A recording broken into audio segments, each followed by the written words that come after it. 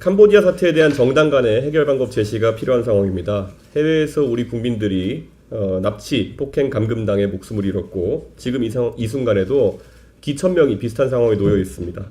우리나라 국민뿐만 아니라 여러 국적의 사람들이 이 범죄 행위에 함께하고 있고 국제사회가 함께 해결해야 할 초국가적 범죄입니다. 그런데 지방선거에 출마하겠다는 일부 정치인들이 지방선거를 앞두고 자기 홍보를 위해 범죄 혐의자들을 구출한다고 자랑하는 모습을 보며 한심하다는 생각이 들었습니다. 현장보다 카메라 앞에 먼저 서고 마치 레카 유튜버처럼 흥분만 하고 책임은 없습니다. 군사 옵션을 운운하며 쇼를 벌이고 전세기 호송을 자랑하는 것이 국가의 전략입니까? 방향도 일관성도 없이 오직 선거용 소음만이 남았습니다. 정치인들은 더 이상 소위 초롱이라고 불리는 범죄 혐의자들을 대상으로 구출쇼를 벌일 것이 아니라 진정으로 피해자를 보호하고 범죄를 근절하려면 다자 외교의 틀에서 아세안 국가들과 협력을 통해 문제를 체계적으로 풀어나가야 합니다. UNODC는 이미 메콩 지역이 인신매매, 자금 세탁, 디지털 사기의 단일 생태계로 번졌다고 경고했습니다. 국제 엠네스티는 수만 명이 노예 상태로 갇혀 있다고 밝혔습니다. 미국과 영국은 프린스 그룹의 천지 회장을 기소하고 제재했습니다. 그런데 한국 정부는 무엇을 하고 있습니까? 뒤늦은 FIU 제재 검토가 전부입니다. 사후 약방문 그 자체입니다. 더욱 참담한 것은 캄보디아가 우리 ODA 1위 수혜국으로 4,300억 원 정도를 지원받는데도 정부는 이를 국민 안전과 인권 보호에 지렛대로 단 한 번도 사용하지 않았다는 점입니다. 필리핀 차관 사업은 정치적 이유로 취소하면서 말입니다. 이제 캄보디아 사태를 통해 국내외를 망라한 범죄 조직의 운영 실태가 적나라하게 드러나고 있습니다. 이것은 더 이상 해외에서 일어나는 남의 일이 아닙니다. 국경을 넘나드는 범죄 네트워크가 우리 국민을 표적으로 삼고 있고 국내 조직과의 연계 가능성까지 제기되고 있습니다. 이러한 초국가적 범죄 조직을 철저히 소탕하는 것이 국가 안보와 국민 안전을 위해 무엇보다도 시급하고 중요한 과제가 되었습니다. 특히 국내로 송환된 범죄 혐의자 중 다른 사람을 유인 납치하고 사망에 이르게 한 경우에는 법의 최고 수위로 엄정하게 처벌해야 합니다. 피해자 행세를 하며 돌아온 가해자들이 정의의 심판을 피해서는 안 됩니다. 개혁신당은 자극적이고 산발적인 대응 대신 해결과 재발 방지를 위한 국제적 노력을 대한민국이 다자 외교로 주도해야 된다고 믿습니다. 개혁신당은 외교 전문가들과의 상의를 통해 다음과 같은 구체적인 방안들을 제안하겠습니다. 그리고 이것이 다가오는 APEC에서도 한국의 주도로 다뤄지길 바랍니다. 첫째, UNODC 메콩 실드를 확대해서 우리의 디지털 포렌식과 사이버 수사 기술을 지원하고 UNODC와 아세안 공동 정보 허브를 구축해야 합니다. 둘째, 한국 아세안 공동 태스크포스를 추진해 경찰이 주도하는 메콩 4개국 합동수사훈련과 정보 공유망을 구축해야 합니다. 셋째, FIU 중심의 자금 추적 대응 체계를 구축하고 캄보디아, 라오스 등 아세안 FIU 간 실시간 정보 교류 시스템을 만들어야 합니다. 넷째, 성과 연계형 ODA를 도입해 인신매매 근절, 공직 부패 감축, 피해자 보호 지표 달성을 조건으로 하는 투명한 원조 기준을 세워야 합니다. 인도 차이나 반도 국가들은 중국계 갱단이 풍선 효과처럼 다른 지역으로 번져나가는 것을 원하지 않습니다. 싱가포르, 베트남, 태국, 말레이시아 등 영향력 있는 아세안 국가들은 우리와 우호적 관계를 유지하고 있습니다. 이것이 바로 우리가 다자 외교를 주도할 수 있는 기반입니다. 범죄의 국경은 사라져가고 있지만 정의의 국경은 우리가 세워야 합니다. 쇼를 택한 민주당과 달리 개혁신당은 실질적 해결과 재발 방지를 위한 국제 공조를 제안하겠습니다. 내로남불 부동산 오적을 규탄합니다. 이재명 정권 부동산 정책에는 5인방이 있습니다. 컨트롤타워인 김용범 대통령실 정책실장, 구윤철 경제부총리, 그리고 대출 등 금융을 담당하는 이억원 금융위원장과 이찬진 금감원장, 그리고 직접 실행하는 국토부 차관 이상경이 그들입니다. 그런데 이들에게는 한 가지 공통점이 있습니다. 수십억 현금 부자가 아니라면 강남은 꿈도 꾸지 말라는 이번 부동산 갈라치기 정책이 이들 5인방에게는 그저 딴 세상 이야기입니다. 이들은 모두 강남과 분당에 이미 수십억짜리 아파트를 사놓았습니다. 대부분 실거주도 안 할 뿐더러 빚내고 갭투기까지 했습니다. 게다가 수십억의 예금까지 가지고 있어서 대출 규제 따위는 이들에게 아무런 영향도 없습니다. 그러니 이번 정책이 국민들에게 어떻게 받아들일지 이해도 공감도 전혀 하지 못합니다. 스트레스 받지 말고 돈 모아서 집값 떨어지면 살아. 이런 망언이 나오는 것과 강남 아파트 2채 있어도 하나 안 팔고 자녀에게 증여하겠다. 이렇게 뻔뻔하게 나오는 이유입니다.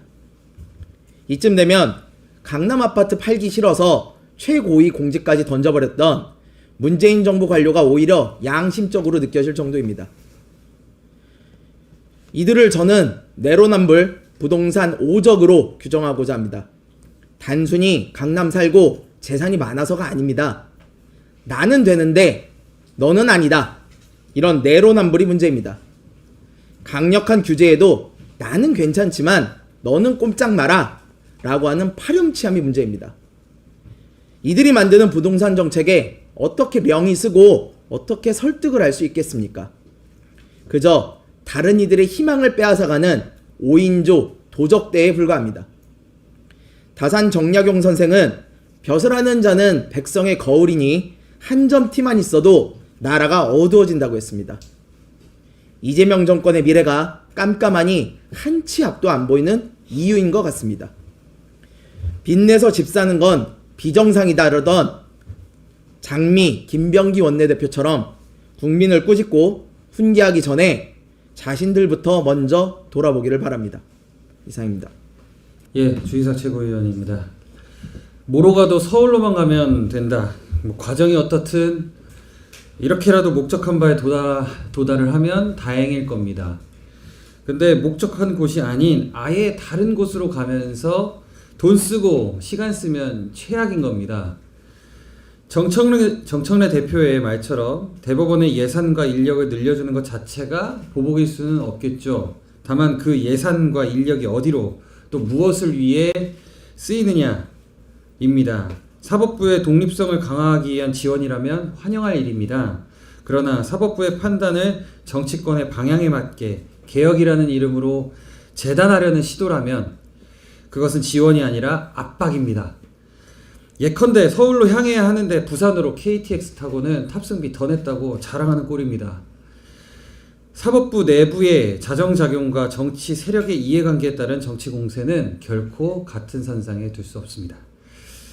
삼권 분립의 균형을 무너뜨리는 정치적 개혁은 결국 사법 신뢰의 붕괴로 이어질 뿐입니다. 속도보다 방향이 문제입니다. 사법개혁의 이름으로 사법부를 길들이려는 유혹, 그 순간 민주주의는 이미 레일을 벗어난 것입니다. 민주당은 대한민국 좀 그만 망치시기 바랍니다. 그리고 오늘 뭐 민주당 내 정치인 중에 한 분이 방송 라디오나 이런 데 나와서 15억 정도면 15억 정도 아파트면 서민들이 사는 아파트다라는 인식이 있어서 거기에 대한 규제나 이런 정책들을 내놓지는 않고 있다고 얘기를 했습니다. 서민 기준이 참 대단히 높으신 것 같습니다. 정책에 대해서 사람들이 살고 있는 삶에 대해서 고민 없이 지금 부동산 정책을 막 뿌리시는 건 아닌지 한번 복귀해 보셨으면 좋겠습니다. 복귀한 의원님, 이상입니다. 존경하는 국민 여러분, 지금 정부 여당은 사법개혁을 명분으로 대법관 증원과 재판 소원을 추진하고 있습니다. 검찰청을 폐지한 것과 마찬가지로 겉으로는 제도 개선처럼 보이지만 그 속에는 사법부 장악의 그림자가 짙게 드리워져 있습니다. 이미 역사적으로 이러한 시도가 민주주의를 붕괴시키는 것임이 확인된 바 있습니다. 1937년 미국의 대통령 프랭클린 루즈벨트는 대공황의 위기 속에서 뉴딜 정책을 추진했지만 보수적인 연방대법원이 잇따라 이를 위헌이라고 막아섰습니다. 그러자 그는 나이가 70세 넘은 대법관이 은퇴하지 않는다면 대통령이 새로운 대법관을 임명할 수 있도록 하는 결과적으로 대법관 수를 9명에서 최대 15명으로 늘리는 법안을 제출했습니다. 그 법안은 역사 속에서 컬트 패킹 플랜, 사법부 포획 시도로 기록되었습니다. 결국 의회와 언론, 법조계, 국민 모두가 이 계획에 반대를 했고 결국 그 법안은 통과되지 못했습니다. 미국은 이 사건을 계기로 사법부의 인적 구성은 단순한 인원 조정의 문제가 아니라 권력 분립의 본질적 영역이라는 점을 분명히 인식하게 됐습니다. 그런데 의회 입법권을 장악한 지금 이재명 정권은 그야말로 무소불위입니다. 이들의 대법관 증원 정책은 국민을 위한 게 전혀 아닙니다. 왜냐하면 국민들이 대법원의 신속한 재판을 받도록 하자는 취지로 대법관 증원을 논의해야 되는데 이들은 반대로 이재명 대통령이 공직선거법 위반으로 오히려 대법원에서 너무 빠르게 판단을 내렸다는 이유로 대법관 증원을 논의하고 있기 때문입니다. 재판소원의 도입 논의도 마찬가지입니다. 이 정권은 재판소원을 도입하려는 이유는 대법원이 이 정권이 의도대로 장악하지 못하였을 때를 대비한 예비적 안전장치를 마련하고자 하는 것입니다. 대법관까지 증언하여 장악한 대법원에서 만약에 예상치 못하게 이재명 대통령에 대한 유죄 확정 판결이 나올 경우 재판소원 제도의 도입으로 사실상 사심제를 이용해서 사법부의 최종 판단을 다시 뒤집겠다는 의도로 보입니다. 이재명 대통령은 이미 2025년 2월 4일 당시 재판부에 공직선거법 제250조가 위헌이라는 위헌 심판 제청을 한 바 있습니다. 이미 공직선거법 위반 사건의 재판을 헌법적 판단이 필요한 사건으로 만들어둔 상황이기 때문입니다. 민주당이 재판소원을 도입해야 한다는 독일 사례는 우리 사법체계와 맞지 않습니다. 독일의 법원은 5개의 권리구제 절차로 되어 있고 각 5개의 대법원이 있습니다. 일반, 행정, 노동, 재정, 사회 이렇게 대법원이 5개로 나누어져 있기 때문에 결국 이를 통일적으로 판단해 줘야 될 헌법재판소가 필요한 것입니다. 그래서 재판소원을 인정하고 있습니다. 그리고 독일은 헌법에서 재판소원 자체를 인정하는 근거를 두고 있습니다. 그러나 우리는 헌법에서 이러한 것들을 허용하고 있지 않습니다. 정부와 민주당에게 강력히 촉구합니다. 이재명 형사사건 재판에는 재판소원이 적용될 수 없다라는 것을 먼저 천명하십시오. 그리고 제발 개혁을 이야기할 때에는 진행이 정지되어 있는 이재명 대통령 형사사건에는 적용되지 않는다는 것부터 국민들에게 공표하시기 바랍니다. 민주주의와 법치주의가 성숙한 그 어떤 나라의 대통령이 자기 자신의 형사사건에게 유리하게 적용되도록 법을 바꾸고 제도를 변경합니까? 대통령님, 진정한 개혁을 이야기하시려면 대통령께서는 그 개혁의 이익을 포기하셔야 됩니다. 그것이 자랑스러운 대한민국의 대통령다운 진짜 개혁 지도자의 모습이라는 점을 잊지 마십시오.